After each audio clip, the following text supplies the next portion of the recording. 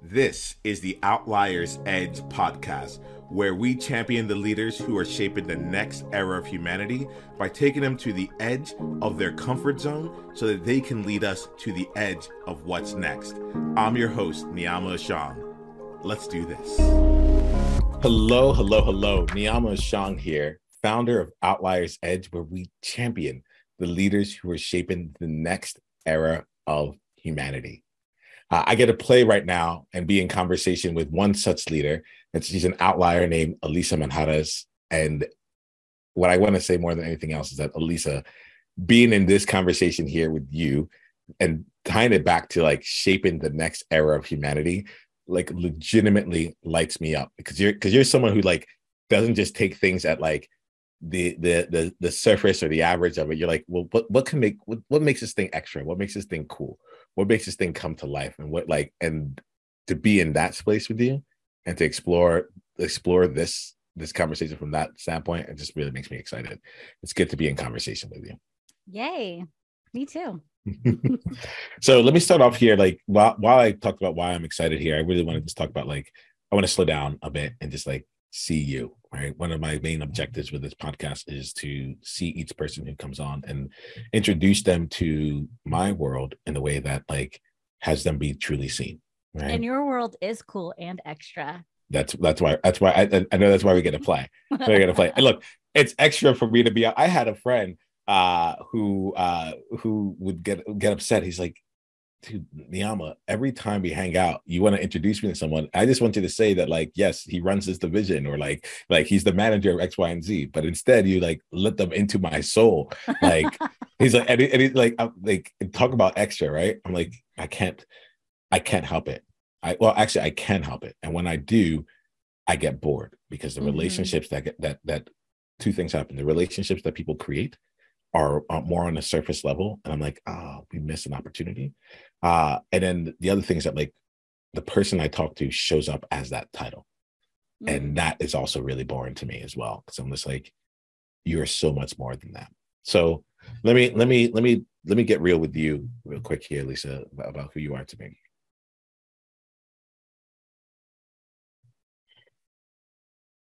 So Lisa, one of the things that just comes up for me as I see you is just gratitude. I'm grateful to know you. And the reason for this here is you are someone actually I go to actually really ground myself down into like the meaning of friendship.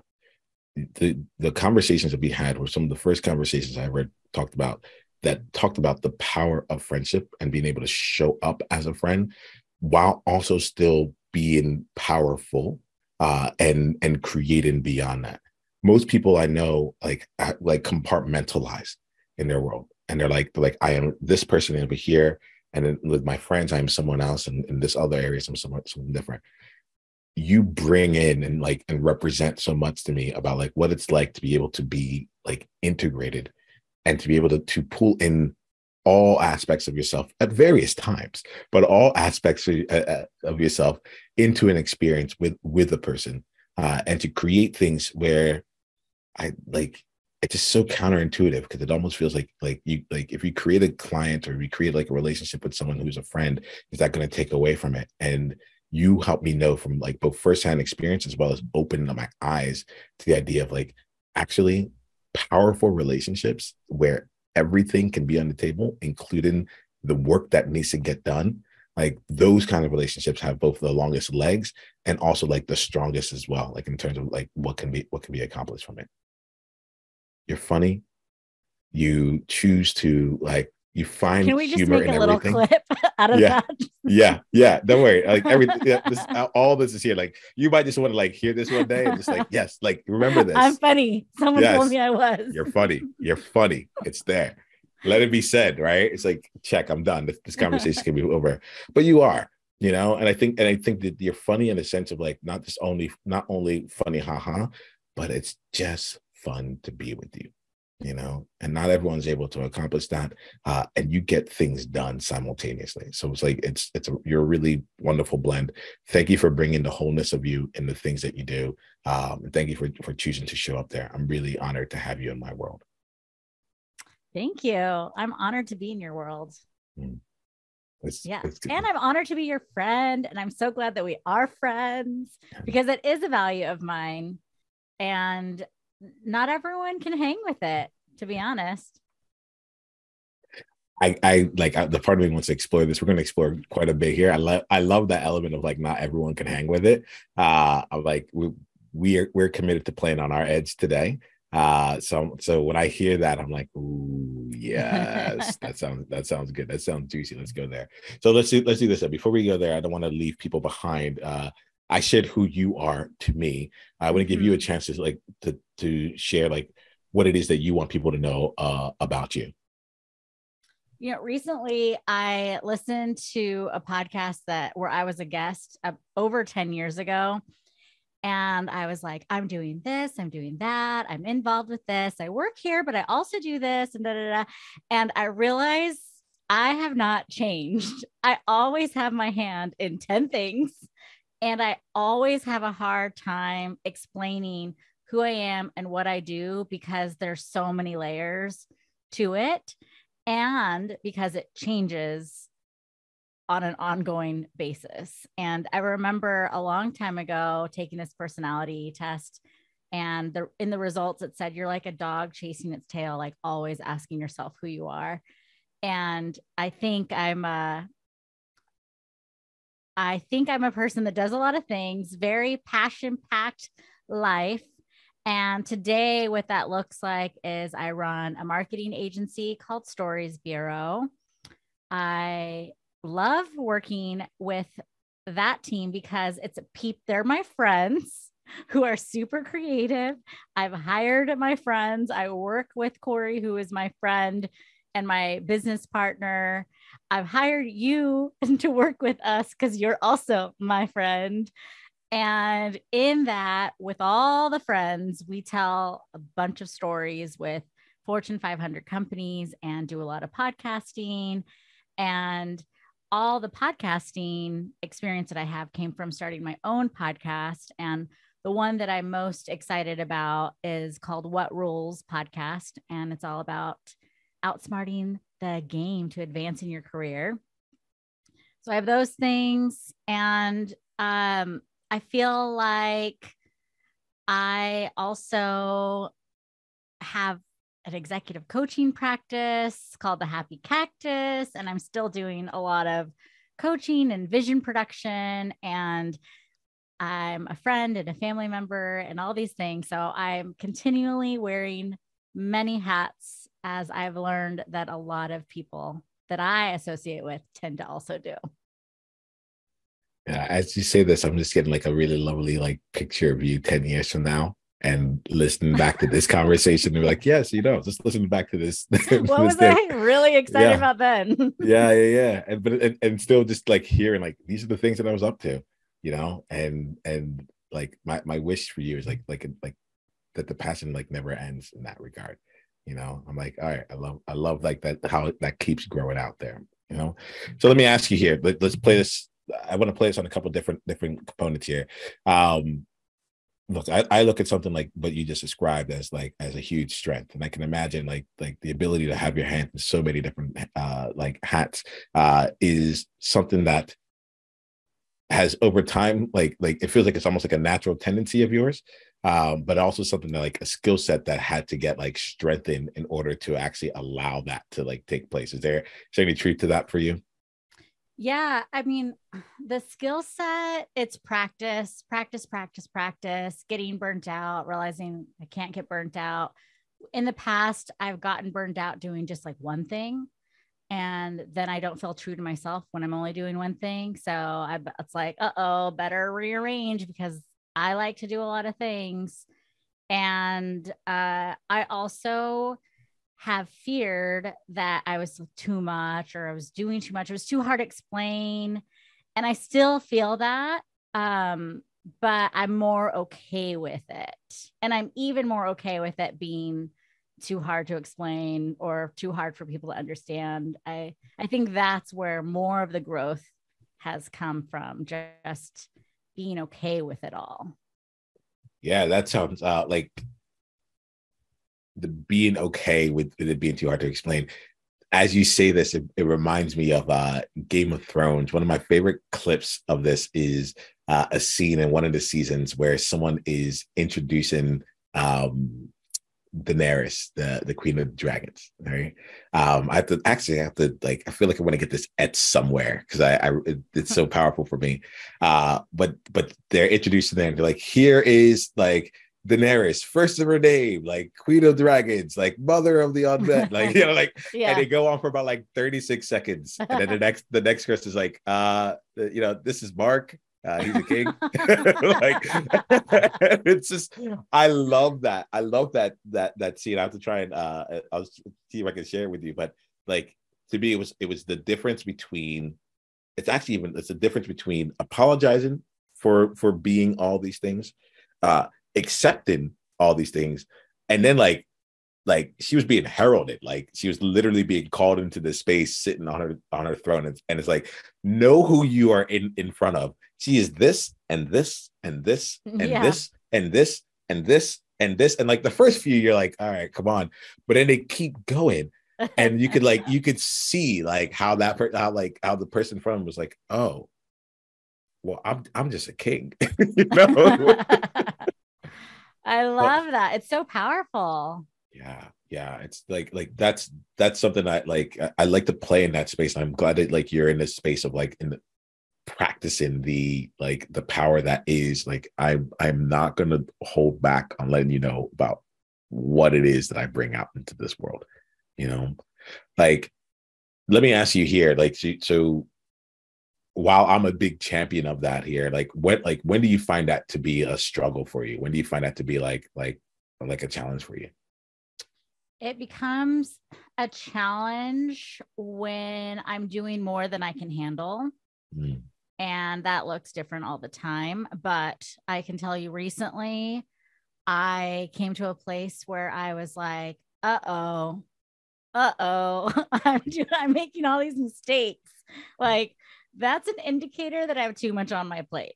I'm making I didn't show, I had a very important, quote unquote, executive coaching call, and I just didn't show up. This is someone I didn't know. And then the next time we rescheduled, I noticed at 8:45 that we had an 8 o'clock. Second time, same person, didn't know, huge contract, one of the biggest coaching contracts I've ever had. And I still didn't show up. And of course I felt awful. And there were other things all in that 1 week. It was like one mistake after another, things I could not like get back from. And that was like, crap. I had no idea that, like, I'm a person that is reliable and responsible, but those are things that told me that I can't do it all. And so, yeah, it doesn't always work. Yeah, let's talk about this here, like because you know me, I'm gonna spend some time just like sharing the honest truth about how I see you, right? Mm-hmm. And like, I appreciate you going into like the space of like, look, it sounds good, and then sometimes when I execute it on it, like this is what happens, right? My thing is more about incompletion. You know, I'll take on a lot, and I'm a huge starter, you know, but in terms of finishing, like that's almost always like my challenge, you know. So as you say this, it takes me to my moments in here, you know. And so there's an element of me that just wants to like explore this. Like, you brought up this component of like, all right, now I'm taking on too much. And you also talked earlier about like burning out, and you brought out like, I burned out with even just one project. So I'm curious for you, do these two things live like in the similar places? Like, does the burnout feel different than when you're like, oh, things are falling through the cracks? They're so different. Okay, tell me they about it. seem, on the outside, they look the same. It's the place that they're coming from that is different. So burnout is, not only am I making mistakes, but I'm also empty. I have nothing left. I'm in a bad mood. I am short with people. I need a lot of alone time. There's like all these things. It's a negative space. Like I literally have nothing left in my tank. If I don't watch those oopsie moments, I will get there. Those oopsies are like the early indicators, because I felt like I had capacity. I was happy. I was in a good emotional space. But like, obviously, I wasn't as good as I thought because I was making really avoidable mistakes. And I forget what you called or how you categorized it, but I'll categorize it as the oopsie moments. Yeah. Sometimes those are just indicators of like, maybe I had too much during that week, or in my case, like I really could have used like an administrative assistant to make sure my calendar was like, I was looking at my calendar the right way, something like that. It was like a resources thing and too much on my plate for that period of time. Whereas a burnout, it's like, it happens over a lot of increments of time. I like to say I haven't burnt out in a while, but I still, it's like slow burn. I can get there pretty easily. I think I was in like February, but it looks different every year. My burnout is less because I'm also, when you're passion packed, like you also get to understand and notice the indicators a lot earlier. And then like burnout, quote unquote, doesn't have to mean the depths of despair and, you know, all of that. If it means that to me today, there's a problem. I have not grown over the years. So like, it's interesting to me as you're talking, it reminds me of something you had said earlier, which was like, you've actually created more alignment in the projects and the things that you're doing now than what you had in the past. Is that right? Yeah. And I think also burnout, and that part of the reason why it would drain me from my personal experience, a lot of that burnout was doing things for other people and not respecting my own boundaries. Okay. Yeah. So like now I like the idea of respecting boundaries. I love I'm like I kind of want to go down that path right now with you. But I'm also checking in on two things. I'm checking in on, I think as you're talking, I'm realizing just how much fun I'm having with you. And also just like hearing about all my oopsies. well, I think that's it. I'm like, oh, you hold these things like in a light way. I know that it's still important to you, but like what I'm hearing, I'm like, we can go to places here and we can just have the conversation. Like you volunteered the oopsies. I'm like, oh, if that's coming in here, then like we can talk about how do you build good boundaries and all that stuff there. But I'm like, those are conversations that have already been had. You know, Google that's how to set boundaries. Yeah. I'm not looking to do that there. So I almost feel like what I've been finding here, and I'm going to actually veer off my own course here, into my own path, if that makes sense. You know, I'm like, I know where I've been. I want to go someplace that I don't know. Right. Let's go to a new land. Yeah. So I think, so there's an element. Oh, okay. There's an element right now that shows up around like looking ahead. Right. So looking backwards, I feel like every time I look backwards, I'm like, okay, we're not in that moment. It's safe. You know, and like there's knowledge and insight that can be had from the reflection there. But in terms of like where the edge lies, the edge doesn't really lie in the past as much as it lies like in what's coming up. Right. So like, tell me here, like for you, and we'll play with it. We'll see where it goes. But like, I guess I'm just gonna just lean into like my natural curiosity with you, which is like, all right, cool. Like you do a whole lot of things. You're playing on some things here. Like I'm really, the word outrageous is something that's like playing out for me right now. Like outrageous and like in the standpoint of almost like if I came to you and you were doing a whole lot of different projects. Like to many other people, that would seem like a lot. Like to me, I'm like, oh, that's you're like in your flow. I'm curious about like, what are you taking on that like, it may be one thing, it might be many different things, but what are you taking on that like feels like completely like, yeah, outrageous, that's stretching you beyond what you've done before? What's like the project that you're like, oh man, I'm like, it actually like makes me a little sweaty just like thinking about it, but like tell me a little bit about that. I have been exploring. I really have this like, let's see, I don't even know how to talk about it. That's a good sign that I don't have like a clear, good boilerplate for you. Because it's a little messy at the moment. But as you know, I came up with this title of my business called the Happy Cactus. And I've been in this at the beginning, it was a business. I was helping women follow their passions and get stuff done, all that kind of stuff. And then it was like, oh, wait, but the Happy Cactus is me. And who is me? And who's the Happy Cactus? And where does it start? And where does it end? And I want to write a book. And what parts of me does the book cover? And what would be really like for me, edgy and meaningful? And I have all this content from my other podcasts and from executive coaching. I have so much in me. How do I share it? What is the best format to share it in? And how can I make it really personal? And I went to this conference recently and I felt so alone. And I have felt alone in a lot of places over the years. And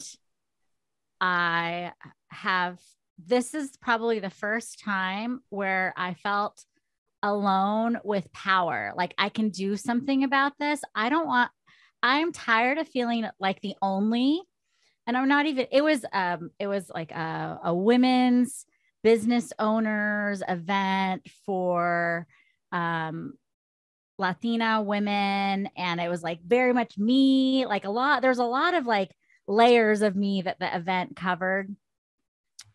But I still felt like I felt like I'm alone, but I also felt like I'm not represented. Mm-hmm. And so it was like, how can I represent me? And I think I've had these little bits and pieces of me that have been represented. The more outwardly I am, the more of me I'm discovering, I guess you could say.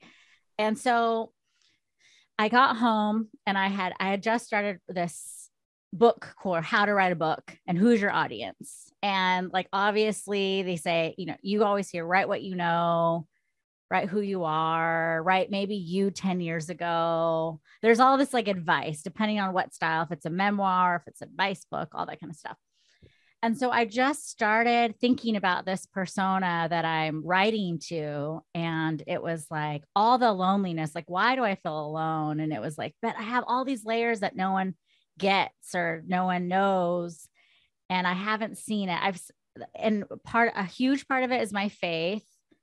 A huge part of it is like my career drivenness, my coachingness, my creativity, and my philosophy on life. And it's a lot about like, how do I move forward? How do I create these things? And so I know I want this whatever book, whatever it is, to be all about like, how do you co-create a life with God?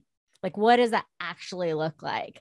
So I wrote out all the struggles and like, oh, I feel like no one gets me because of this. And like, I'm at this event, they're talking about all these things I really fundamentally do not agree with, but they're the ones on stage. I should be the one on stage sharing my beliefs and my way of life. And I think that was like all this is a couple of years in the running, but that was like a big, like, oh, I have to do this now. Like I have to share all of me. And so it's, I think edgy for me also, because then I'm like, well, if I'm going to actually like talk about my faith, and I don't even know if co-creating with God is like theologically sound. Like maybe I should go find a pastor and talk to them. Like, what? And I started reading this book that came out like 60 years ago. And I'm like, oh, that dude is writing what I'm talking about. And the book's already been written, but not from my lens. It's like an old white guy. Right. So I guess when I get messy and talk like this, that means like something's brewing, and it's getting ready to be a something. And so I think that is outrageous to me, and showing up like from the depths, like the parts that I want to show, I don't in this book are like raw journal entries of like even how I talk to God, like how did I talk to God like 10 years ago or 5 years ago. And I want to share some of that stuff that like I really thought I would burn. So so yeah, it's all brewing. We'll see. Well, let's like thank you for bringing this in. Like there's so much of me that is like growing, like my I can feel like my heart space growing. And that happens sometimes in conversations where I'm like, I want to play here, right? Um, so many like I want let's stay in this space. Let's stay in this space here. Like I want to join you in the messiness. I might bring in some of my own messiness. Yeah. You know, but like are you down to just be messy I was for a while? listening to myself thinking, man, 45 seconds is the ideal podcast speaking length, that I probably just talk for 4 minutes. But like and the but like and it's funny because on my end, I'm like, oh, should I say anything? I'm like, no. Like, hey, two things. One, you let me know that like this is something new for you and you're the messiness of it all. Right. And so like the like giving you the space to say it out loud was actually like incredibly important. I think that like there are going to be times where you're on stage and you're going to be able to say things in 40 seconds or 4 seconds. But like to give you 4 minutes right now, or however long you needed to get this through you, like it's like it's weird to me. I'm like, it's my gift to you, but I'm like, it isn't. It's just like I wouldn't want to be in conversation with you otherwise. Like Yeah. you're like, oh, this is super messy for me, so let me just let you know. And then you say it like as a Here's perfect my little 3-point summary of what's actually going on in my life. Yeah, here goes how messy it is. This is how like I'm like I wouldn't believe it. I wouldn't believe it, you know. And what I think like I appreciate you like being real in it. Like there's elements of this whole thing that I do that doesn't make sense in some ways, right? Like some of the things I do are completely listenable. Some of the other things are like, all right, that's that person on their journey. I'm like, yeah, but we needed them to go on that part of the journey so that you can get to this part later on. Yeah. And like I know it can be edited out, but don't worry, we'll just take a clip out of it and go look at it on social media. You know, can like 2x it, you know? Yeah, like I think that's my general thing. I'm like on a 2x of 3x level on most things. Yeah. So I'm like, it doesn't really matter. Like let's make sure that the key part is there. And I appreciate getting to see you more fully, right? Because I've known that like your faith is important to you, but I didn't know it was like so important that you're like, I want to like actually make this the cornerstone of the book that's coming out of me. So that like in that place, I'm like, oh, I'm seeing you more fully. And I'm so down for that, right? The next part, the second thing that was coming here was like when you're talking about like I felt underrepresented in the room, and it was so interesting to me because it was like everything that someone might be able to look at you and say is like and think that we need to get this demographic checked. It's like, and she wears glasses, and like like all those things in here, like everything that one might think would be the thing to check the boxes. It's like it was a part that just didn't align. It reminds me of my experience back in when I was working in New York City. And I had gotten involved with diversity and inclusion, not by choice, but by like the nature of the job. They're like, hey, now you need to go support the people who are organizing things around diversity and inclusion. And what it reminds me of is just like the way that people choose to look at like diversity and inclusion from the standpoint of like the first and second degree levels of like how we look to the world, and how much that like ripped me apart. I'm like, and the reason I said that ripped me apart, I'm like, if I ever come into a room and you're like, oh, I'm so glad you're here because you're Black, I'm like, nope, totally. Like if you feel that this is diversity and inclusion in place, then we're off. Like at least in a work context, right? And that component of even in the hyper niche into exactly who it is, if they're not tapping into the things that about you that make you feel like you, then they've missed it. Yeah. And like, so like that part really like sings to me. It really, really sings to me. Like I don't have anything I want to ask about. I just want to like put it into our space and like move more into just like exploration with you around it. But like I it think really a calls out to big me. I think a big theme of this and maybe the last couple years in my life has been like show up. And you were actually on the podcast I have with my brother called Seriously Though, which is kind of no more, but it exists in the ether. But there was an episode where Michael, my brother, and I were like, I identifying with each other because only we have a very similar upbringing. And we were talking about how we're so different because we're fourth generation Mexican Americans, and that's like actually pretty rare. And there's no one out there like us. We might have said we're Christian and probably most are Catholic. Like there's all these things. And it was kind of like a woe is me, like no one's like me, like a little 30-second moment that we had. And one of my friends listening to the podcast later was like, do you realize that just by having the podcast and talking, you and your brother are like representing people like you, and even if there's no one like you, you're representing yourself just by showing up, just by merely being there. Like, check the box, it's done. Like there's no I wish there was a podcast with someone, with I could literally list my exact background. Oh wait, it exists. All I had to do was create it. There's something in there that feels really powerful. There's another thing as you say it that also feels like super heavy, where it's like, okay, in my mind, like my initial thing was like, all right, I guess I gotta go create it again.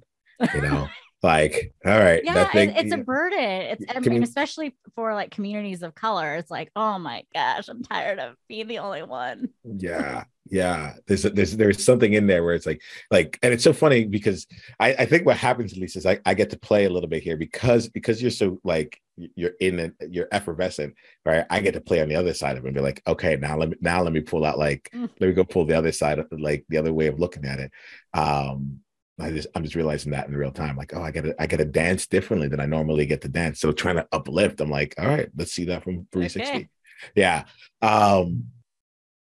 There is something really powerful around that. There's something really powerful around that. Let me, like, it's the components for me around like what are the elements that actually make up you. I tend to get like the things for me that like tend to like irk me or move me into like a place where I'm like, oh, you've missed the mark, are the things about me that I didn't choose. Right. If you're categorizing me based on the things of like my skin tone, like the color of my eyes, like I'm a man, like all this, I'm like, I didn't choose that stuff, like, Yeah. and it's like the things that I have chosen though, like if you can see that and honor that and give space for that, like I'm a Christian, but like I'm like an Easter and sun and like Christmas Christian, you know what I mean? Yeah. Like in my mind, What do I they think, call them? Like creasters or something like that? oh, I haven't even been there long enough I haven't been there enough to like hear what they call me. Like I remember like in college, like when I finally like figured out that like in college you need to study in order to like do well at school. All right. You're like, what? I never Yeah. studied before. I just got away with it. Yeah, it took me 2 years to figure that out. But I started going to the library. I had like a spot every day that I would sit in. Like I had a locker that I can go to that was always there and reliably at any time that I wanted to. No one was going to be there. And then when it came to like midterms and finals, all of a sudden, someone who in my mind didn't study all year finally wants to come in and take my spot, like ruin my mojo right when it counts. Like, Yeah. I used to be so miffed. And so like that's how I feel bad when I go in sometimes to church on like Easter or Christmas, and I'm like, You're seeing someone I'm probably sitting in someone's seat here, and it's probably like their seat, and I'm like, yeah, I'm in the third row, and so like like it's like okay, uh, but I think that's it's really interesting to me to like to be in that space and be like, all right, where are the places where like Well, where are the places you go where you don't feel lonely? Let me ask you that. Nowhere. Yeah. My literally being with my immediate family is probably the biggest place. Some friends, but I think I've gotten used to it, but it still bothers me. So like I just started going to a new church, and there's some things like I agree with maybe 90%, but that some of that 10% really bugs me, and I feel alone. And then it's like if I make a new friend, there's all these things, and it's like so exciting. And then there's something that they fundamentally disagree with, and then like I feel alone. And it's not always that dramatic of an experience, right?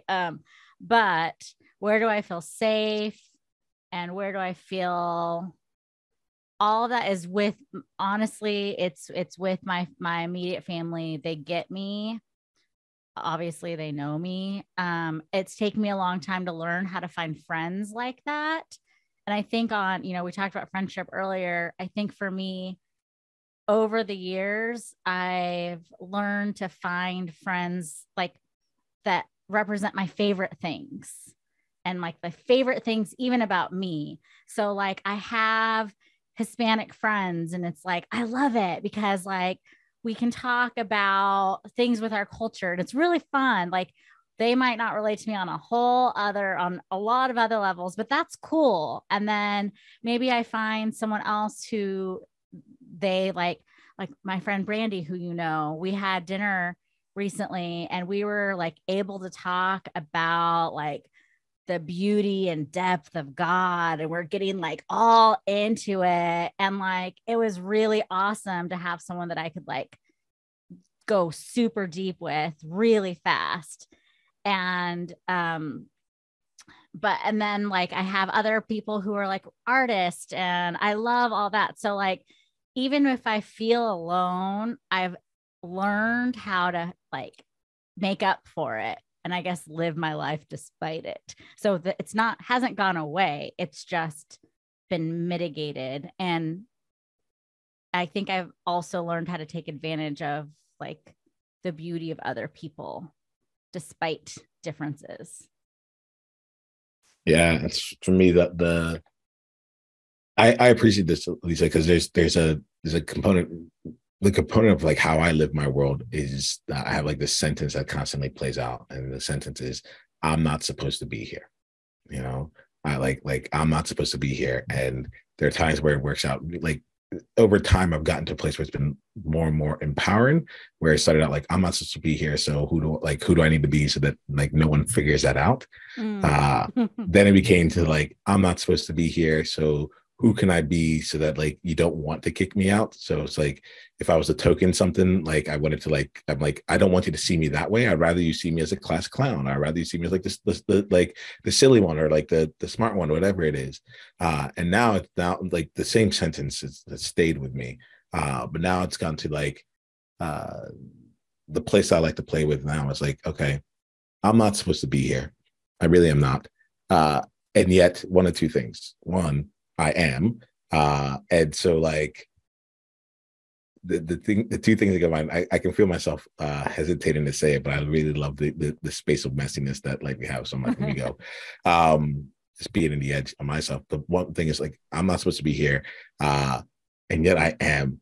And the real thing that comes to my mind is like, so there's no way that like I can feel out of place, or you can make me feel out of place, because like I I don't got even here. belong in the first place. Yeah, it's like in my mind, this is what I'm really thinking. I'm like, I got here. I didn't know it existed. I didn't know that I already belonged here, you know? And guess what? Like y'all worked to be in this space. I just stumbled on it, and it turns out that I was ready, you know, Yeah, like that's that feeling. cool. I cringe when I say it, because there It's is a so part of it. arrogant. I love Yeah. it. And like, but it's also the truth. I'm like, look, I really don't need to worry about it. Like, quite frankly, apparently there's something that I'm doing that is working, you know, and I don't need to try. It can just be right. Now Mm-hmm. that comes with it. The other side of it, that the other place that I come in, like I there's some part of that lives with me. especially when I get into like my belonging part of it, where it's like, all right, but there's other places that can be even more mature along the way. My general thing is like, I like to play, like my energies play.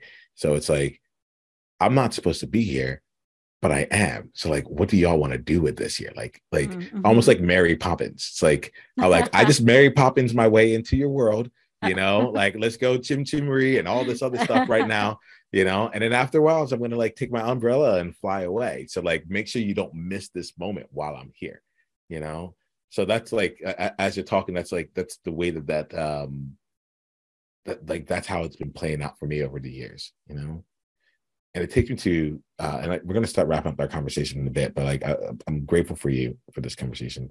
One of the things that's playing in my mind is a moment I had at a conference in London a few years ago.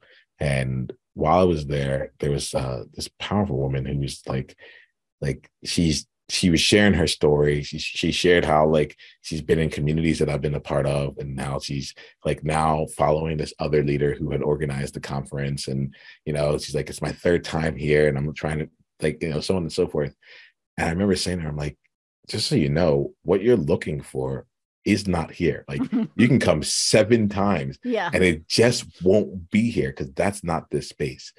And I got a bit of that when you were talking about like almost every single like box had been checked, and then they're like the few of them were left unchecked, and like, oh, not it. I'm not represented here. And that's why I was asking, like where's the places where it actually already exists, or what are the things that aren't like how do we go and find the places of, this is what I want to say, and I don't live in a world of rhetorical questions, but I'm going to ask it rhetorically. If you choose to answer it, that would make me happy. Okay. But like, it's like, how do we go and really tap into the places of us that most want to be seen, and actively find and choose those kinds of places? Because I'll be honest, the places of me that want to be seen, I think a part of me actively keeps that out of my life. Like avoids those places. For me, I don't want to be seen anywhere. I have to be seen in some places. Tell me more about that. Tell me about that, Alisa. Like I talk about, oh my gosh, I feel so alone. No one gets me, blah, blah, blah. I'm actually okay with it. Like it's not a poor me thing. Maybe in some periods of my life, I remember in like 10th grade, I really felt it, and I was like depressed and all that, teenage stuff. Today that's not who I am, but every time I think I'm the only one, or I feel like no one understands me, all that, like I think the reason why I can't stay there too long is because when I do show up in my own way, someone else relates and feels like they belong. And every time I show up, if I can do that and help someone feel more accepted and more okay with who they are and how they don't belong, then like I can't stay quiet. Yo, I feel you right now. That's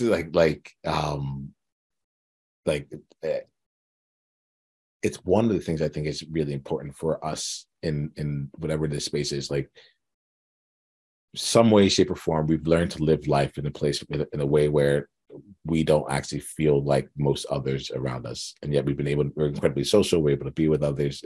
And we've also stepped into leadership in many different regards. And what I'm hearing from you here is like, in you choosing to show up, and you choosing, and not just physically be present, but to like be a voice, be a presence within that experience. It in and of itself like opens up doors. Like what's coming to mind as you say this here is like the number of people who came up to me who were like, I've just never seen a Black coach before, Mm-hmm. Like, and it's part of the reason why like I choose to put my face on so many different things, because I'm like, people don't have to listen to what I say to know that there's space. I have reels of me singing for 10 seconds, like just doing it because I can, and as you say this, it makes me tap into that energy of like, yeah, the gift of being in the gift of looking at myself in this way is that in choosing to be and choosing to show up, we actually create a lot of space for some other people. Yep. You even have a little like 4-second one of you just you were just laughing. You know which one I'm talking about? I actually remember this one. Yeah. So if I'm not mistaken, it's like 4 seconds of me just laughing, and then I might end it with something along the lines of like, sometimes you just gotta laugh. Yeah, that's exactly what it was. And I watched it with my mom, and she was like, he has a great laugh. And like, I was like, that worked on you. Yeah, that's actually like, it's so funny because it's like, that was like part of those reels were like a part of the game for me. I'm like, I think about like Horatio at the end of like CSI Miami or something, with all these like one-liners, you know. And for some reason, that's where some of these things started. It's like, well, you can't do anything when you're in the freezer, you know. Like I was like, how does this work? And so I would read these quotes on Instagram, and that's what I was feeling. And so one day I just said, like, let me just play into this. And then as I did, I was like, no, actually, while it's coming from a place of being like a little cheeky for me, I actually think that like it's actually a vehicle to let me express myself like for what's real, because quite frankly, I'm a much more of a cheeky person than I show up in. Like I'm way more skeptical than I allow. I'm genuine, but I'm also super skeptical. And so like, I'm glad that you remember that one with the laughter, because like literally my challenge as I was doing it was, I was in Zoom. I just kept hitting start recording and recording, start recording and recording. And I would start before knowing what to say. I would just start. And then it's like, okay, this needs to be said. Okay, this needs to be said. And then like, I'm laughing at myself for what I just said in the version beforehand, but then I hit the start. And I'm like, all right, now how do I make this powerful? And that's like one of the big questions, like, okay, how do I make this powerful too? You know? But you don't have to make anything powerful. That's it. Because you are. Alisa, you just nailed it. It's like, it's the showing upness. That is the secret sauce behind it all. You really got it. It's just like, it doesn't matter what I do. And so I'm out there like trying to push myself, and like, I'll sing for the next few ones, you know, and have someone come to me like, you can't sing in your thing. I'm like, yeah. But and yet I did, you know, and yet I have. So like I'm enjoying this conversation. I'm glad that I get to see you from even more dimensions, and more on the dimensions that matter to you. Like, and just know that like, I'm grateful to be in conversation with you. Let's wrap up our conversation with this. One, if someone wanted to continue down this conversation with you, if someone's in here that's like, yeah, they want to deepen their experience, they want to like just jump in and continue on from what we talked about, what's the best way for them to do that? The best way for anyone to talk to me is on Instagram. I'm at Alisa, ALISA .coach. I talk about whatever the heck I want there. And sometimes it's profound and sometimes it's nothing. So that's the best place. And then also storiesbureau.com. There's like my LinkedIn and other things that people can go to and find me professionally. Awesome. And then the last thing I want to ask you is, most of the time people will ask someone, hey, like, what's something that you know now that you'll love to tell your former self, like you 20 years ago? I don't want to do that. I want to ask you this here, Lisa. What's some?